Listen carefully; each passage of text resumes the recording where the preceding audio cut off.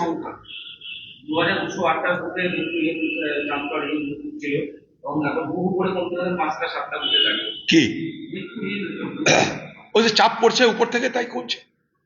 দেখুন, মুর্শিদাবাদ জেলায় খুব পরিষ্কার শুনে নিন, মুর্শিদাবাদ জেলায় তৃণমূল পার্টির হালের শ্রমিক নেতা কিন্তু রাজ্যসভার এমপি, সে এখানকার ডিএমকে বলছে, আমি ডকুমেন্ট দেখাতে পারবো না, যে বহরমপুরে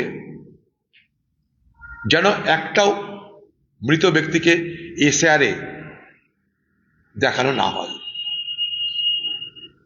টিএমসি পার্টির দিদি যে ঘুরছে না, দিদির ঘোরার মধ্যে প্রশাসনের সঙ্গে কথা বলে, তার দলের সঙ্গে কথা বলে এই এসআরকে সামনে রেখে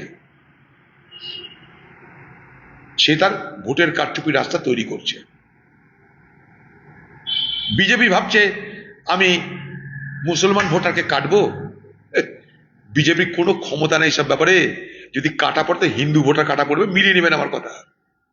আমি মতুয়াদের জন্য এমনি আন্দোলন করিনি, লক্ষ লক্ষ মতুয়ার এসআইআর নাম ওঠা যাবে না আজকের দিনে, তাই জন্য আন্দোলন করছি।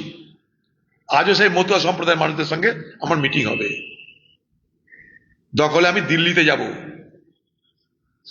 ওরা যদি বলে আমি দিল্লিতে গিয়ে ধর্নায় বসবো, মুসলমানের ভোট কাটা পড়বে না।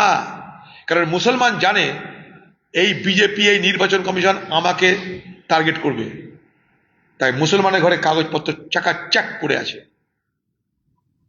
কোনো চিন্তার কারণ নাই। কোনো মুসলমানের কোনো বিপদ নাই, কিন্তু ভয় দেখানো হবে।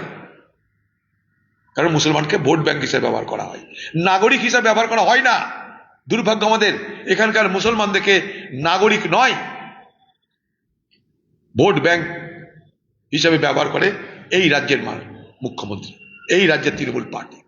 তাই তাদের অধিকার নাই, বড় পদ নাই, টাকা থাকতে পারে, লুট করো টাকা কামাও, কোনো অসুবিধা নাই, স্মাগলিং করো টাকা কামাও, কোনো অসুবিধা নাই। কিন্তু প্রিন্সিপাল কটা, ডিজি আইজি কটা, মন্ত্রী কটা, শিক্ষা কটা?